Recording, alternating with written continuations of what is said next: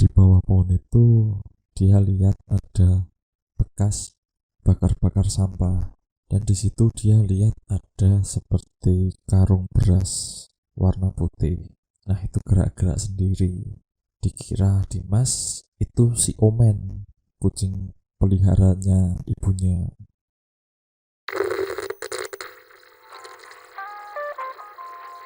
Ladies and gentlemen, welcome to the Jazz Trio Show.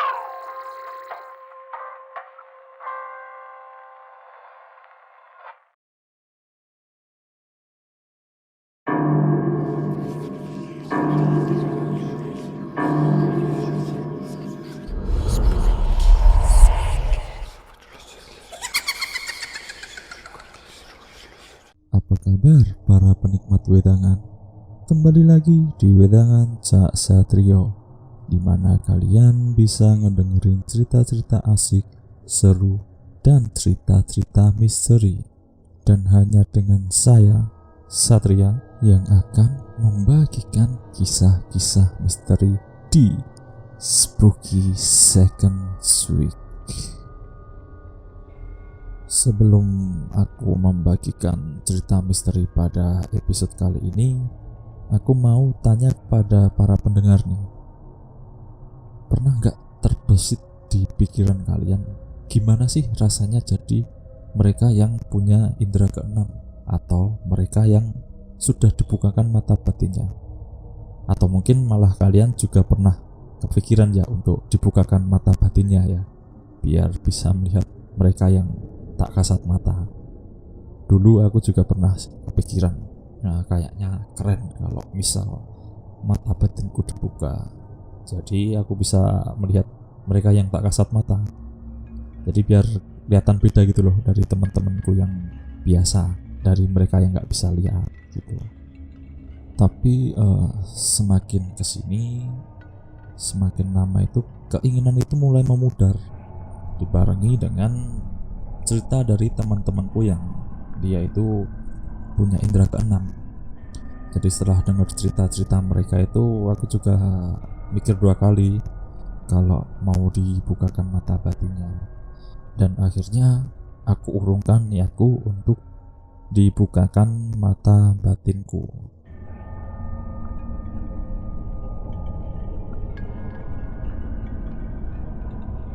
Berbeda dari episode sebelumnya, kalau episode sebelumnya itu kan berdasarkan pengalamanku pribadi ya. Tapi pada episode kali ini aku akan membagikan cerita dari temanku yang dia itu dibukakan mata batinnya tanpa sepengetahuan dia.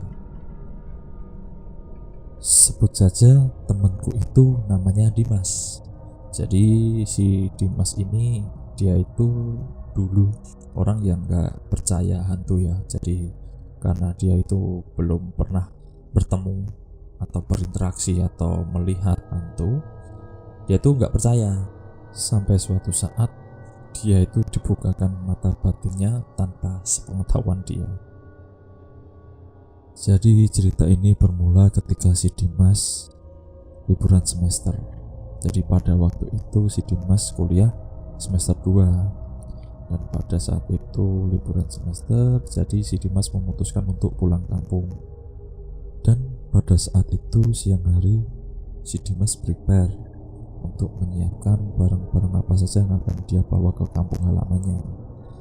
Tidak lupa dia membersihkan kamar kosnya karena dia akan pulang kampung selama beberapa minggu.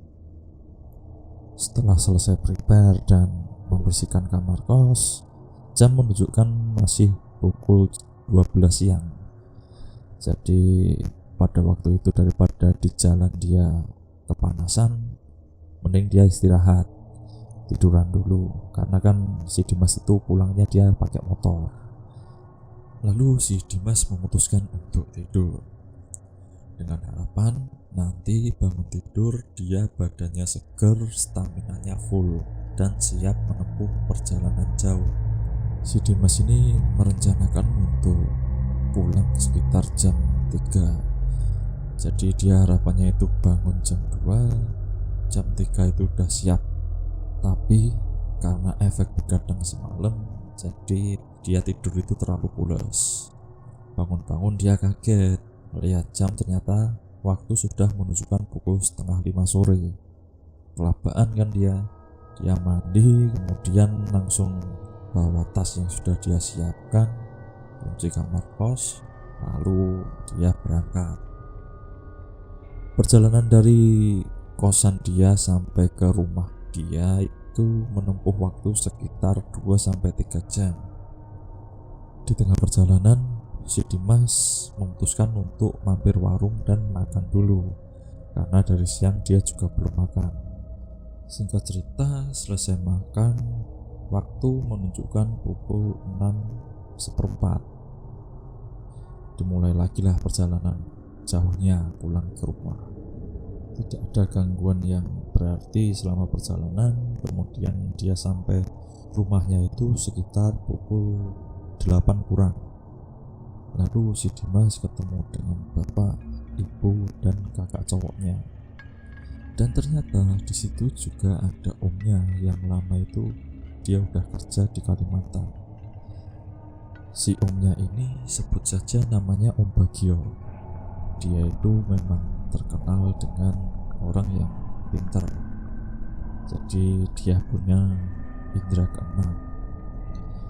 Om Bagio ini dia sudah bekerja di Kalimantan kurang lebih hampir 8 tahun. Setelah ketemu kangen dengan keluarganya, si Dimas ini dia nyantai di luar rumah, rokok sama kopi. Kemudian ditemani sama bapak dan Om Bagio itu. Om Bagio itu dia banyak cerita soal hal-hal yang dia itu alami selama di perantauan, mulai dari susah senangnya sampai kejadian-kejadian yang menarik atau mistis. Si Dimas cukup tertarik dengan cerita dari omnya soal yang mistis-mistis itu. Tapi dia bilang sama omnya kalau dia itu gak percaya sama hal-hal yang berbau mistis seperti itu, karena dia sendiri juga ngomong kalau dia itu belum pernah yang namanya kontak dengan mereka yang gak kasat mata.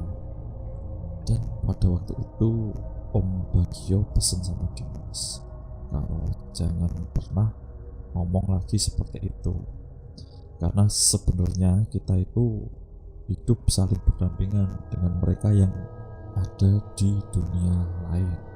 Dengan nada yang sedikit angkuh, si Dimas tetap kekeh ngomong ke Om Bagio kalau dia itu gak bakalan percaya. Karena perkataan Dimas tersebut, kemudian Om Bagio merasa tertantang. Dia akan menunjukkan Dimas sesuatu dari dunia lain, tapi bukan waktu itu. Setelah beberapa jam ngobrol temu kangen, kemudian si Dimas balik ke kamarnya untuk tidur karena ngerasa capek gara-gara perjalanan jauh. Pukul 2 siang keesokan harinya, si Dimas baru nonton TV di ruang tamu. Jadi dia waktu itu nonton film horor, dan kebetulan pada saat itu Om Bagio lewat. Ditanyalah si Dimas lagi nonton film apa. Dengan nada sedikit mengejek, Dimas ngomong kalau dia lagi nonton film horor, tapi setannya itu gak nakutin, gak serem, dan gak logis juga gitu. Lalu Om Bagio tanya sama Dimas, kamu kalau bisa lihat, apakah kamu bakal percaya dengan mereka yang gak kasat mata? Lalu si Dimas jawab kalau dia itu sampai sekarang itu belum pernah kontak langsung sama mereka yang gak kasat mata. Kemudian Om Bagio pergi ke dapur. Dia ambil 1 gelas air putih. Entah gelas air putih itu diapain, Dimas juga kurang tahu. Dan diberikanlah gelas isi air putih itu kepada Dimas. Dimas suruh minum air putih itu. Tanpa basa-basi, si Dimas langsung meminum air putih di gelas itu sampai habis. Selang sekitar setengah jam, si Dimas rasa agak pusing dan matanya itu dia agak buram.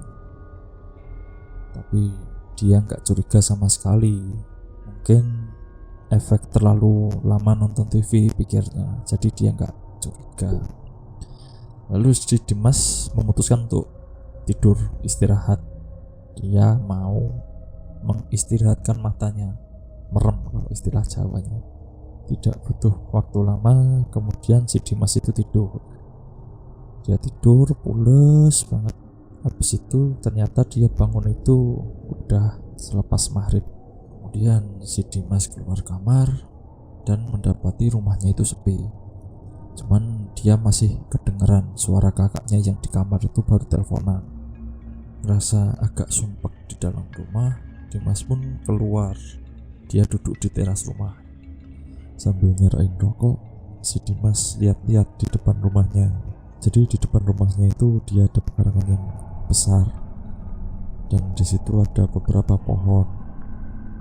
Nah, di bawah pohon itu dia melihat sesuatu yang aneh. Di bawah pohon itu dia lihat ada bekas bakar-bakar sampah, dan di situ dia lihat ada seperti karung beras warna putih. Nah, itu gerak-gerak sendiri. Dikira Dimas itu si Omen, kucing peliharanya ibunya. Kemudian si Dimas ambil batu, dilempar tuh karung putihnya itu. Masih aja tetap gerak. Ya udah, disamperin Dimas. Pikirnya mungkin kucingnya itu entah mainan atau mungkin entah kejebak atau keikat tali di situ.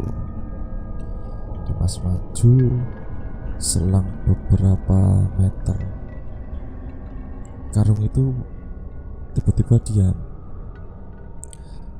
aja. Tapi si Dimas tetap maju. Dia maju setelah sekitar 3 atau 4 langkah dari karung itu. Tiba-tiba karung itu terbalik sendiri, dan di situ Dimas melihat sesuatu yang pertama kali dia lihat. Dia lihat sesosok tubuh yang tertidur dililit kain putih dan dengan muka yang kosong, mata yang merah menatap tajam ke arah Dimas. Dimas hanya terpaku. Dia nggak percaya apa yang dia lihat. Dan seketika sosok itu dengan senyum lebar tanpa bibir, hanya gigi saja. Tubuh itu menggeliat dengan cepat ke arah Dimas. Seketika si Dimas pun kaget. Dia berteriak dan akhirnya Dimas pun tidak sadarkan diri.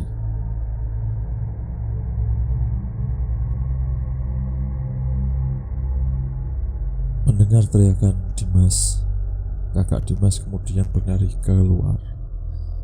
Didapatinya Dimas sudah pingsan di bawah pohon di dekat tempat bekas pembakaran sampah tadi.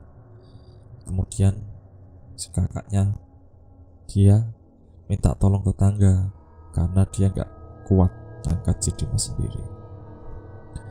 Singkat cerita, si Dimas sudah ada di kamar, dan selang beberapa menit dia terbaring di kasur. Dia siuman. Ditanya sama si kakaknya tadi, "Mau kenapa?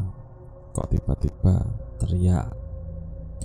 Lalu diceritakanlah apa yang sudah dialami sama Dimas. Si kakak pun cuman bisa diam, dan dia cuman bisa menenangkan Dimas. Setelah sekitar 15 menit ditemenin kakak Dimas, kemudian kakaknya si Dimas itu tadi keluar ke kamar. Ditinggalkanlah Dimas sendiri di kamar. Dimas masih berpikir apa yang dia lihat tadi, karena dia belum pernah melihat sesuatu yang seperti itu. dia masih belum percaya dengan apa yang dia lihat. Dia masih berpikir. Dia berdoa karena benar-benar takut dengan apa yang telah dia lihat tadi. Setelah sekitar 2 jam si Dimas menenangkan diri, akhirnya si Dimas sudah mulai berpikir masa bodoh dengan apa yang telah menimpa tadi sore. Sekitar pukul 8 si Dimas keluar kamar. Dia pergi ke kamar mandi, merasa agak ada sesuatu yang gak beres. Si Dimas sempat mau mengurungkan niatnya ke kamar mandi. Dia sempat berpikir untuk mengajak kakaknya untuk nemenin dia ke kamar mandi, tapi Dimas masih malu. Dia mau masuk ke kamar mandi aja ditemenin. Akhirnya si Dimas tetap pergi ke kamar mandi. Sesampai di kamar mandi, dia buka pintu kamar mandi, masuk, dan kemudian dia melihat ke atas. Dilihat di atas itu ada sesosok wanita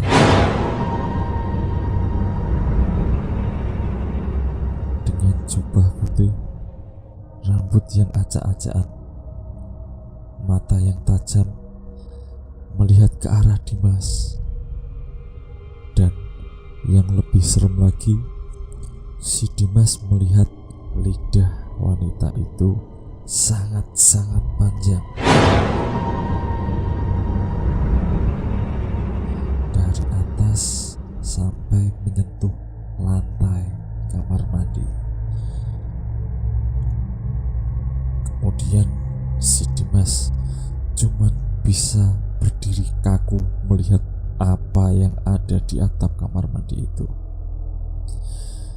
Dan dengan suara yang berat, si wanita yang ada di kamar mandi itu ngomong ke Dimas, "Ngapain kamu lihat-lihat saya?" Si Dimas cuman masih bisa berdiri kaku. Dia gak bisa menggerakkan kaki atau tangannya. Dan yang lebih serem lagi, si Dimas gak bisa memalingkan tatapannya dari wanita itu. Dan dengan suara tertawa yang melengking, si wanita itu menggerak-gerakkan kepalanya, melihat tajam ke arah Dimas. Dimas cuma bisa pasrah melihat apa yang ada di depan mata dia. Sekitar 15 detik mereka saling bertatapan. Akhirnya si Dimas tidak sadarkan diri lagi. Entah berapa lama si Dimas tidak sadarkan diri di kamar mandi. Dia tahu siuman itu sudah di kamar, dan ternyata yang nolongin itu kakaknya. Kemudian si kakak Dimas itu manggil orang tua Dimas dan omnya tadi, Om Bagio. Waktu itu jam menunjukkan sekitar pukul 10:30. Jadi cukup lama juga si Dimas pingsan. Bapak ibu Dimas masuk, Om Bagio masuk, dan ditanya dan diceritain lah apa yang sudah dialami Dimas tadi. Si Dimas ceritain secara komplit apa yang dia lihat waktu maghrib tadi dan pas di kamar mandi tadi. Kemudian Om Bagio ngomong, dia menjelaskan apa yang sudah menimpa Dimas, dan dia mengakui kalau mata batin Dimas dibukakan Om Bagio tanpa sepengetahuan Dimas. Kemudian Om Bagio minta maaf, dan Om Bagio mencoba mengobati Dimas.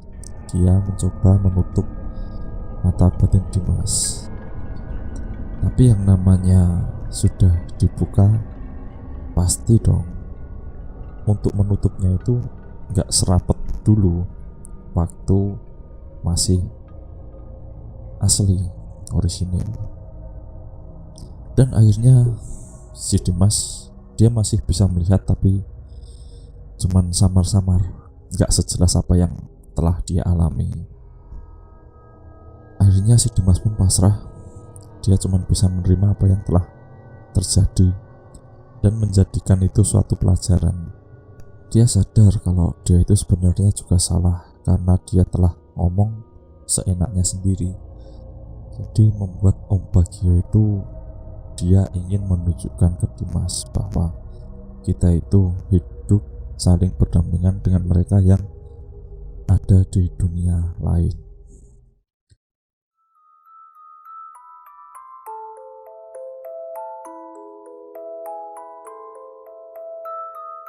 Mungkin cukup sekian cerita yang bisa aku bagikan untuk episode kali ini.